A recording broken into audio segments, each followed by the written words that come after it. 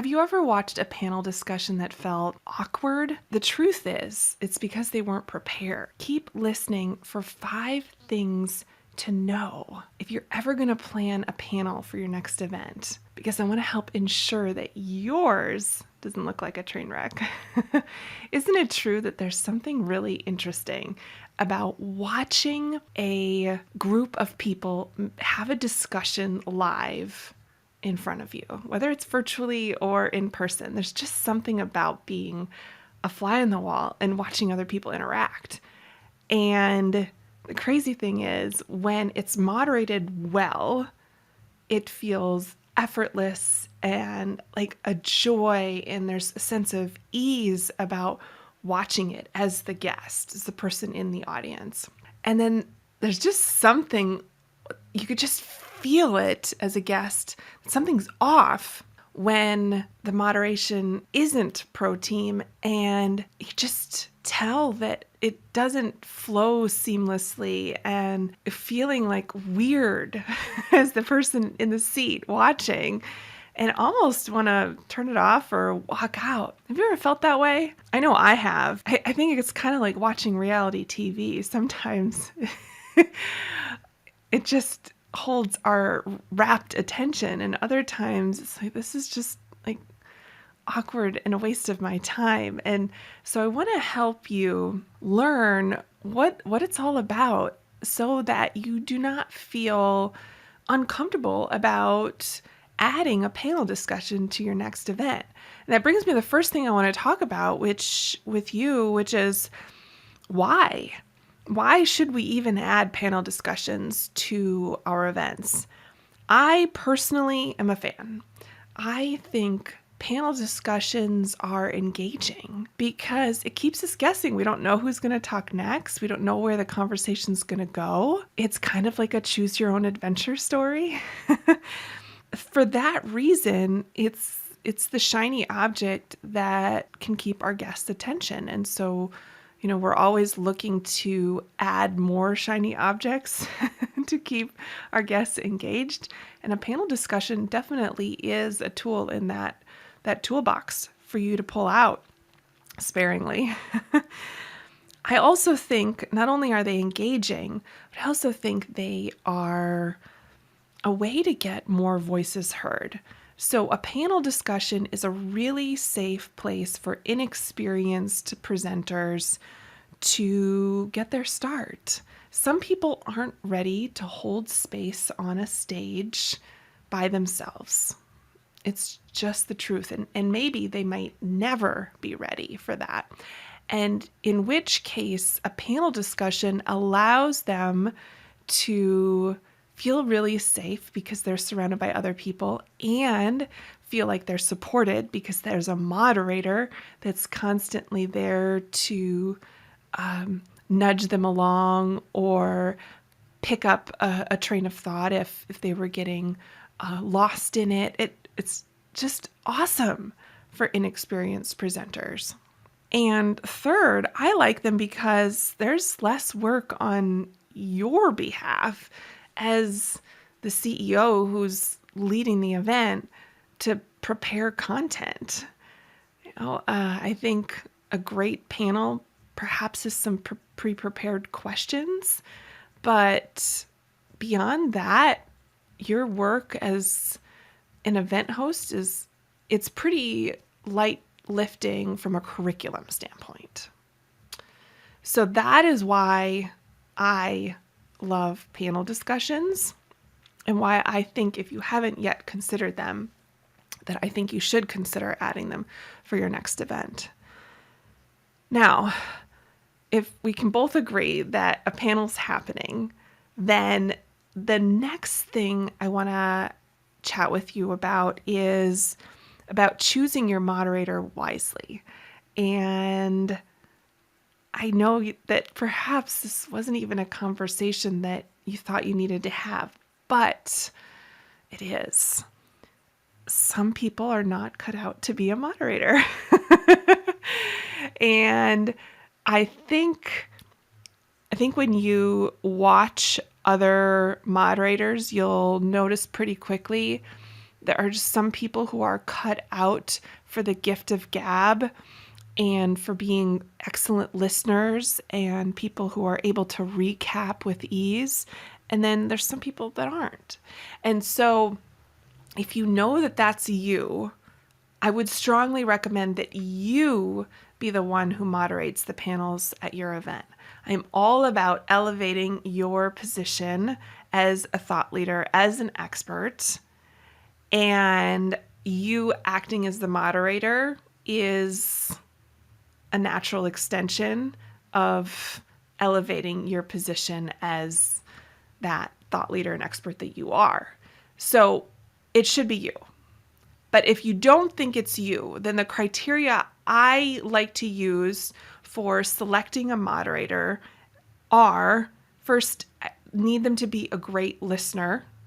Second, they need to be able to recap on the fly with ease.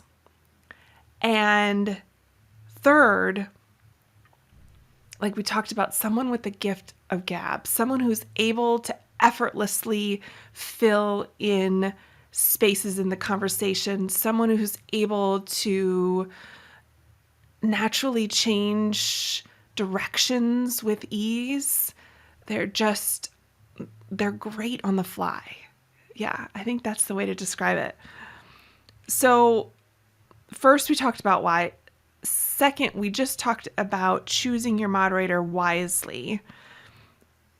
The last thing I forgot I want to mention is when you're choosing your moderator, think about, it doesn't have to be a person who's, let's say you're putting up a panel of experts on, let's call it Facebook advertising. That's the first thing that comes to my mind. Well, you don't have to have a moderator who is an expert at Facebook advertising. I think your moderator should be an expert at whatever the guests in your audience are.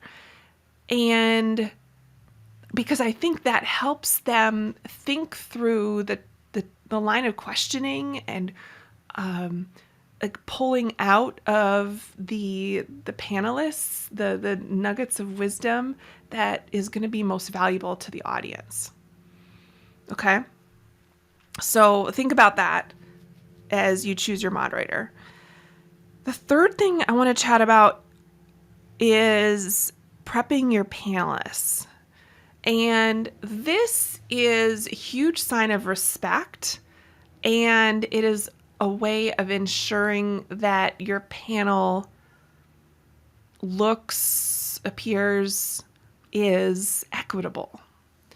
So one of the things that makes panels feel awkward is when someone is stealing the thunder. Someone's just talking the whole time. And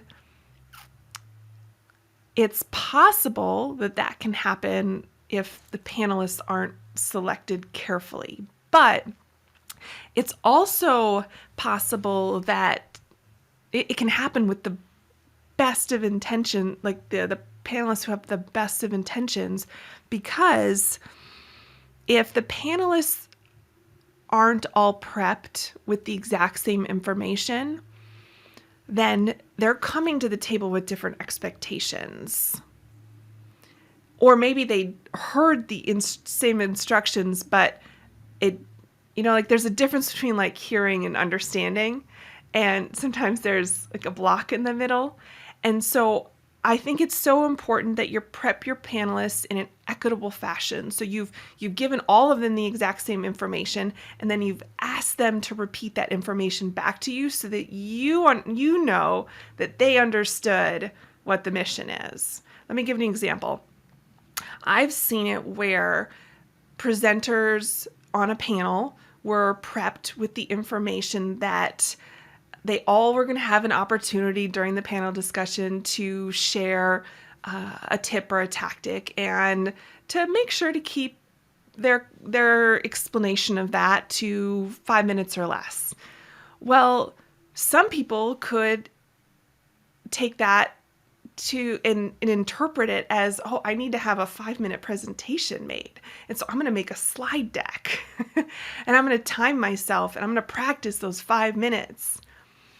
Well, can you imagine what would happen if a panel all shows up and a couple of them have a slide deck prepared, a 5-minute speech, and then a few of them came with just some notes and some ideas to share? Well, can you picture how that would look?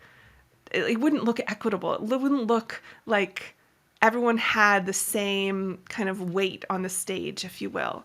And so I think it's really important that not only you share that information about what the expectations are for the panel, but then you also have them repeat it back to you so that, and then you check in again with them, let's say like a week or two before the presentation, to make sure that we're all tracking on the same page. Okay. I think that's so important, that you're prepping your panelists in an equal fashion and just really keeping tabs on them. I also think it's even a great idea to have them all in the same call together before the event. If you can't meet in person, it is great to have them gather together virtually and just get to know one another and share like what they're thinking about sharing. Have a conversation about what questions you think would be the best questions for the moderator to ask. Those are all great ways to prep a panel. Now, most of the weight of making sure that the panel isn't awkward falls on the moderator. And so I've got a few tips here on pro team moderation tips. First is, I want you as the moderator to have a paper and a pen. When have you ever watched any sort of news program where they're all sitting around the couches having a conversation and they didn't have something in front of them to write on or reference, right? It's a thing. And the reason why I want you to have a paper and a pen is, first, if it's a large panel, you're going to want to make sure that you're putting hash marks down next to everyone's name every time you ask them a question, because we want to keep it balanced, right? If someone's talking all the time, answering all the questions, being asked all the questions first, it feels awkward. So if you can come prepared with a piece of paper with everyone's names on it and a pen, you can make hash marks about how many times they've spoken and even who went first each time you asked a question. That's really helpful in making sure that it feels equitable. Second, come prepared with a list of questions. It does fall on you as the moderator to make sure that you've connected with each of the panelists in advance and figured out what's their superpower, what's their like area of expertise, what would be, in an ideal world, if they only had a few minutes, like what would be the thing that they would want to share about, and make sure you've got a question in there that helps tease that out. Another thing is ensuring that their introductions are equitable. And so as the moderator, you can make sure that you say, okay, I want everybody to go around the room. We're gonna say, where you're from, the name of your business, and what you like to do for fun. But be very specific, very concise, brief too, because remember, the audience has to hear this. Let's say it's a panel of 5 times 5. And so it helps when we give boundaries in panel discussions so that it really looks balanced to the guests. I feel like that's the theme of this episode, how to run a balanced panel discussion. But I think balance helps ease the awkwardness. I think the biggest culprit of awkward is unbalanced panel discussions. And so this episode is all about how to create balance. Now, the fifth thing I want to talk with you about are logistics. I love logistics. Huge fan of logistics. I could make it a bumper sticker, I think. For the topic of panel discussions, obviously they can be done in person and Zoom, so I'll kind of divide up these tips that I have for you between those two ways of delivering a panel. First, if it's in Zoom, I love for you to partner with a production company if it's within your budget so that you can have your panelists boxed and have lower thirds made so that they always have their name underneath their video, that it looks less like a Zoom and more like something beautiful where you can have the moderator perhaps in a larger box on the side and then smaller organized boxes for the guests on the other side of the screen. It looks really nice. Otherwise, just run it in Zoom and pin people, and that's easy peasy as well. Not too much heavy lifting to do if you're doing a panel and it's virtual. Now, if you're doing a panel and it is in person, then there is some fun and work involved, frankly. I always think that when there is a panel on the agenda for an in-person event, it is my excuse and permission to run to the florist.